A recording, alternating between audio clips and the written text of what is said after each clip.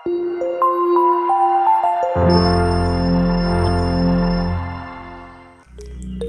Bebers, Tikwan di sini. Kali ini saya akan berbagi tips ya. Bagaimana sih teknik wicking yang tepat untuk memaksimalkan flavor dari RDA ini ya. Banyak yang bilang kalau RDA ini panas ya. Kemudian dia sering speedback maupun leaking. Nah, pada video kali ini saya akan berbagi tips bagaimana kita menghindari hal tersebut ya. Kita akan lakukan wicking sehingga hal yang tadi saya sebutkan tidak terjadi ya. Sebelum memulai proses wicking pada Alexa RDA, bahan-bahan apa saja yang kita perlukan? Yang pertama adalah coil ya. Saya tidak menggunakan fuse Clapton ini karena saya akan memberikan solusi ekonomis ya. Meskipun saya menggunakan round wire biasa ini, namun flavornya tidak kalah kok dengan menggunakan fuse Clapton. Keunggulan bila kita menggunakan round wire, bahan ini mudah Anda dapatkan di web store ya. Dari segi harga juga dia lebih ekonomis daripada menggunakan ini ya. Saya akan memakai round wire biasa ukuran 24 GA. Kenapa saya pilih round wire ini? Sesuai topik yang saya sebutkan tadi ya, kita akan menghindari panas seperti banyak dikeluhkan oleh pengguna Alexa RDA itu ya. Untuk liquidnya saya pakai sebuah ya. Sedangkan kapasnya saya pakai Holy Fiber ya. Anda bisa gunakan kapas apa aja kok. Yang penting jangan Anda pakai kapas muka ya, nanti rasanya pasti akan sangit. Oke, tanpa berlama-lama langsung kita mulai proses wicking ya. Sebelum memulai proses wicking, ada baiknya kita perhatikan konstruksi side airflow dari Alexa ini ya. Di sini terdapat dua buah side airflow ya, kiri dan kanan. Lubang side airflow-nya ini tidak tegak lurus ya, tapi dia agak serong ke atas. Kalau saya gambarkan, posisi tembakan airflow berada pada jam 5 dan jam 7 ya. Jadi kalau yang di sebelah kanan ini dia nembak di arah jam 5, sedangkan yang sebelah kiri ini nembak di arah jam 7. Kenapa saya tunjukkan hal ini? Agar Anda nanti tepat pada saat men-setting coil dihadapkan dengan kedua side airflow ini ya. Pertama kita potong kawat untuk panjangnya sekitar 10-15 cm ya. Untuk diameter coilnya saya akan memakai ukuran 30 mm ya.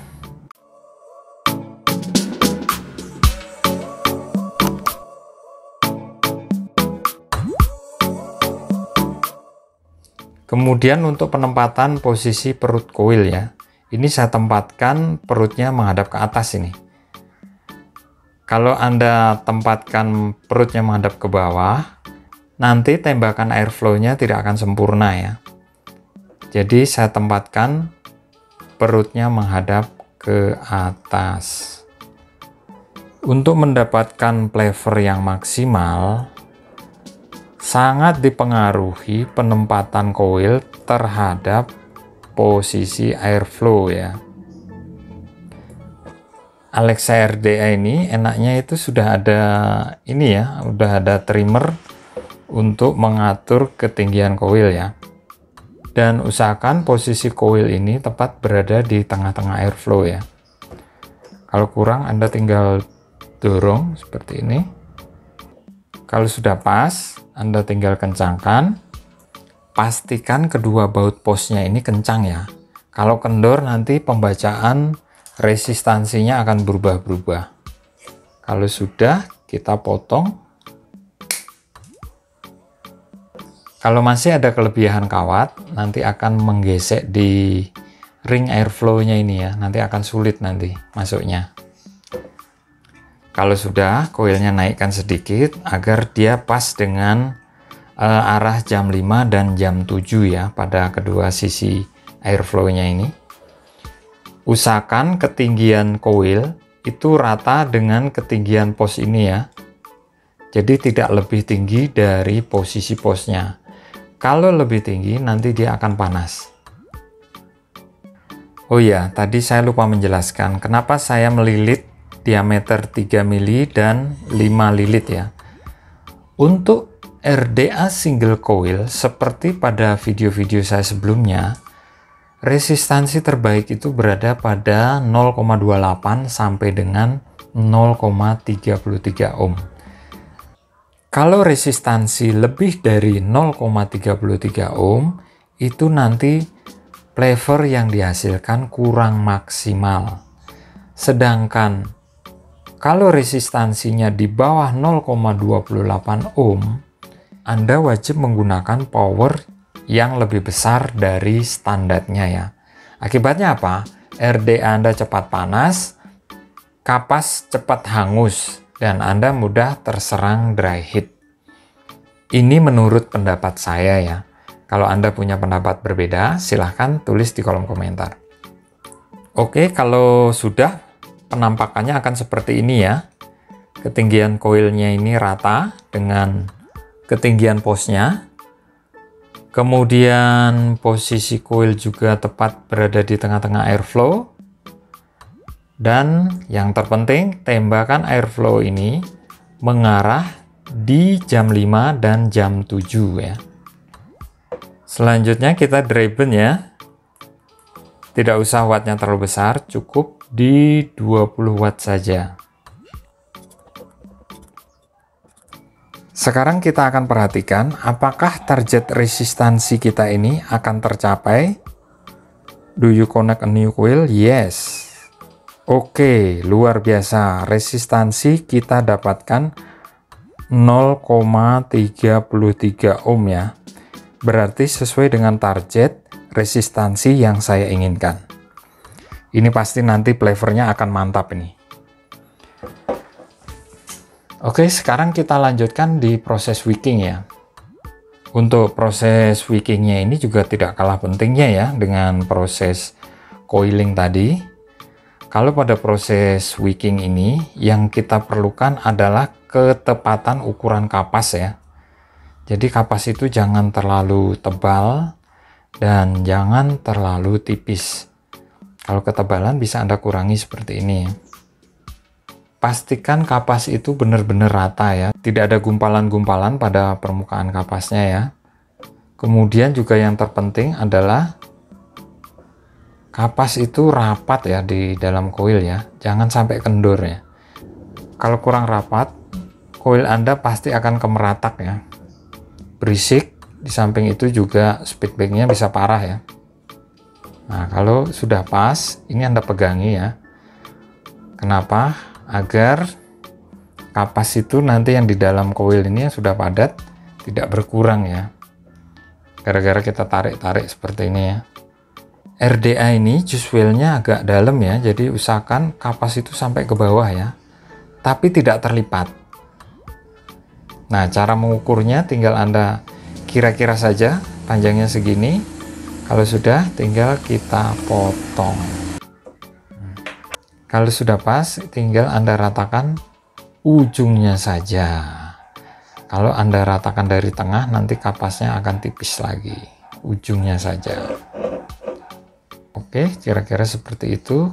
Kemudian ini masukkan ke dalam, tapi tidak terlipat ya di bawah ya. Kalau terlipat nanti penyerapan liquidnya akan sulit naik ke atas. Nah, dengan resistansi yang kita dapatkan 0,33 ohm, itu berarti kita tidak perlu main di watt yang besar-besar ya. Cukup 35 sampai dengan 40 watt saja itu rasanya sudah nikmat sekali. Jadi kalau RDA sekecil ini Anda pasangin kawat yang besar seperti kawat triple fuse Clapton atau kawat alien, itu saya jamin deh pasti panas.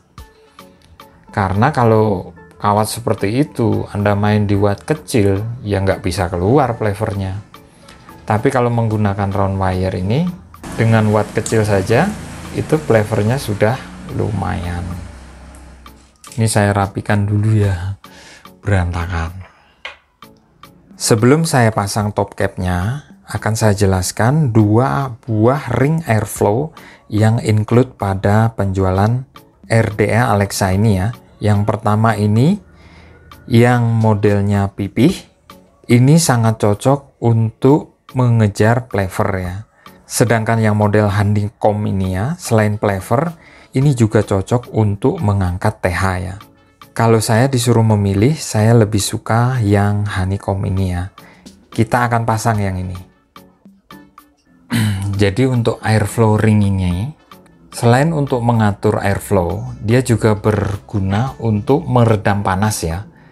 Dia akan menyekat panas dari posnya ini ke top capnya ini ya. Jadi ya jangan lupa Anda pasang nih. Kalau tanpa itu pasti dijamin nanti akan panas. Oke, sekarang saatnya kita coba kemampuan dari Alexa RDA ini ya. Dan bagaimanakah hasil wicking yang sudah kita kerjakan. Oke, sebelum kita lanjutkan mencoba Alexa RDA, saya mau cerita sedikit ya tentang resistansi coil. Logika sederhananya seperti ini. Apabila Anda menggunakan resistansi yang kecil, otomatis arus listrik yang mengalir pada suatu coil itu akan besar, sehingga dibutuhkan power yang besar pula. Apabila Anda menggunakan resistansi coil yang besar, dengan power yang tidak terlalu besar pula, Anda sudah mendapatkan plever yang maksimal. Contohnya pada RTA-RTM TL ya, dia menggunakan resistansi yang besar. Itu rata-rata berkisar 0,7 sampai 1 ohm ya. Dengan resistansi segitu, cukup dengan bermain di power yang kecil, rata-rata di bawah 20 watt ya, dia sudah dapat menghasilkan plever yang cukup baik ya. Berbeda dengan RDA ya, dia bermain di resistansi di bawah 0,4 ohm. Dia membutuhkan power yang lebih besar daripada MTL. Begitu pula dengan Alexa RDA ya, yang tadi kita wicking, saya sengaja menentukan resistansi berkisar 0,3 ohm ya. Dengan tujuan, kita tidak perlu menggunakan watt yang terlalu besar ya, tanpa mengurangi kualitas plever yang ingin kita capai ya. Contohnya pada wicking kali ini ya, kita mendapatkan resistansi 0,33 ohm. Jadi kita cukup bermain di rentang antara 32 sampai dengan 40 watt saja ya. Menurut saya, rentang power segitu sudah cukuplah untuk menghasilkan plever yang oke punya ya. Sebelum saya coba, akan saya tunjukkan ya firingnya di 37 watt ya. Sudah cukup oke ya ini ya. Sekarang kita coba ya.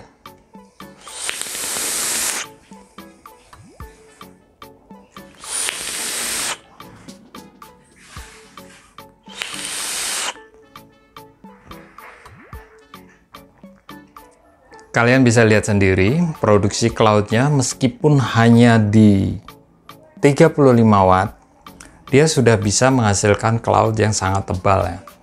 Dengan produksi cloud seperti ini, pasti Anda sudah dapat jawabannya. Produksi cloudnya itu sangat bold, dan TH yang dihasilkan juga cukup menggigit. Padahal ini hanya menggunakan round wire ukuran 24 ya, jadi menggunakan kawat biasa. Menurut saya sudah cukup memenuhi kebutuhan akan plever dan TH ya. Round wire ini juga cocok Anda aplikasikan pada penggunaan mode-mode single baterai ya, contohnya mode seperti ini. Dengan power yang tidak begitu besar, sudah dapat diandalkan untuk aktivitas vaping kita ya. Dengan menggunakan round wire, tentunya ada nilai plus dan minusnya ya. Nilai plusnya adalah Anda cukup menggunakan power yang tidak begitu besar, Anda sudah mendapatkan kualitas plever dan TH dalam kategori yang cukup ya.